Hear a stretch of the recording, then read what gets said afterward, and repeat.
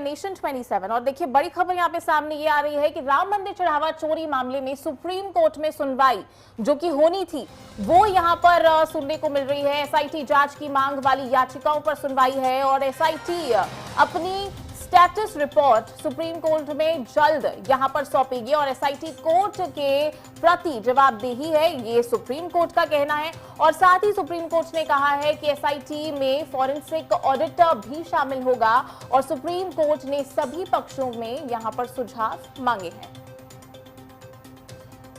तो देखिए, जब हम लोग राम मंदिर चढ़ावा चोरी की बात कर रहे हैं तो ये सोचना और समझना बहुत ही जाहिर होगा और थोड़ा सा पीछे चलते हैं। यानी कि अगर हम लोग 15 जुलाई की बात करें तो ये मामला 15 जुलाई को वैसे आना था। एसआईटी की रिपोर्ट जो सौंपनी थी स्टेटस वाली वो 15 जुलाई को सौंपनी थी, फिर उसकी तारीख 30 हो जाती है और उसके बाद फिर एसआईटी की टीम ही जो नई गठित की जाती है। तो इसके ऊपर भी काफी सारे सवाल खड़े किए गए थे कि एसआईटी की रिपोर्ट बार बार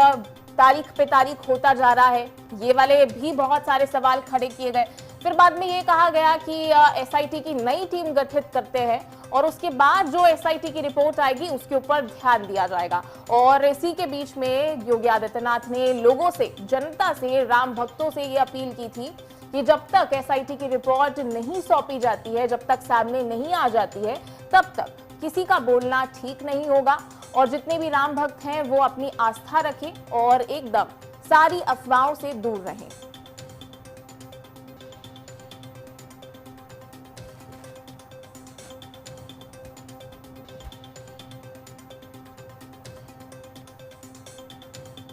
देखिए, राम मंदिर चढ़ावा चोरी का मामला काफी ज्यादा तूल पकड़ता जा रहा है, ये कहना बिल्कुल भी गलत नहीं होगा। और यहां पर अगर योगी आदित्यनाथ की बात की जाए तो 2027 का चुनाव सिर पर है और यहां पर योगी आदित्यनाथ के ऊपर भी काफी सारे सवाल पूछे जा रहे थे। हमारे संवाददाता रमेश सिंह हमारे साथ जुड़े हुए हैं, उनसे जान लेते हैं कि यहाँ पर देखिए रमेश, यहाँ पर तस्वीरें सामने आ रही है कि ये बोला गया कि जो सुप्रीम कोर्ट है वो अब यहाँ पर सुनवाई देने वाला है और ये काफी ज्यादा मांग भी हो रही थी कि जल्दी से जल्दी रिपोर्ट जो है वो सौंपी जानी चाहिए, वो सामने लोगों के सामने रखनी चाहिए। अब ये अपडेट सामने आ रहा है रमेश।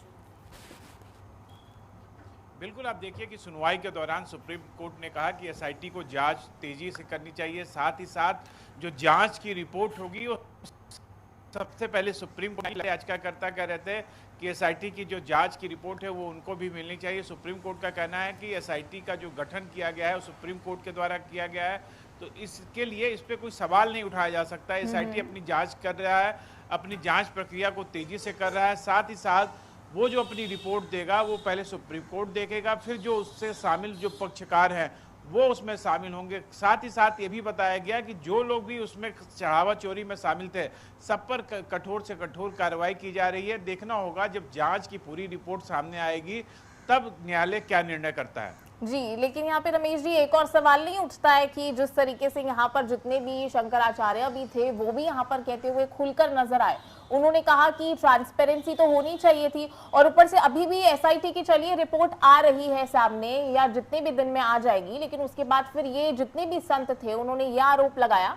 कि हम लोगों को इसके अंदर रखना चाहिए था, यानी कि जितनी भी ड्यूटीज वहां पे डिस्ट्रीब्यूट होनी चाहिए थी वो संतों में ही होनी चाहिए थी, लेकिन सरकार ने अपने लोगों को रख दिया।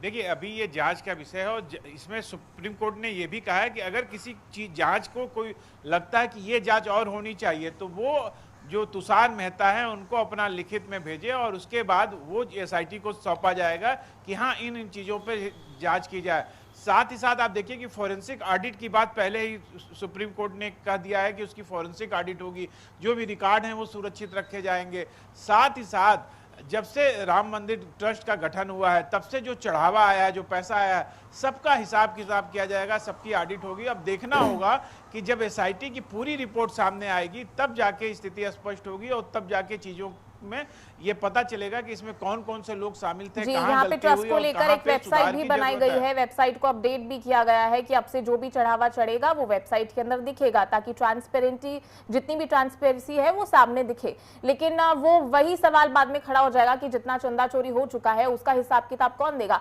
आपका बहुत बहुत शुक्रिया रमेश जी, तमाम खबरें देने के लिए, तमाम जानकारी देने के लिए। लेकिन हम लोग आगे बढ़ते हैं, हम लोग इटावा की तरफ चलते हैं। इटावा से देखिए यहाँ पे बड़ी खबर सामने आ रही है कि मां बेटी की हत्या से सनसनी मच गई और उसके यहाँ पर अगर बात की जाए तो यहाँ पर आंगन और चारपाई में पड़े शव मिले और यहाँ पर गला रेंत कर दोनों की हत्या कर दी गई और फॉरेंसिक टीम ने यहाँ पर जांच शुरू कर दी है और घटनास्थल का यहाँ पर निरीक्षण भी किया जा रहा है और पुलिस ने दोनों शवों को पोस्टमार्टम के लिए भी भेजा है।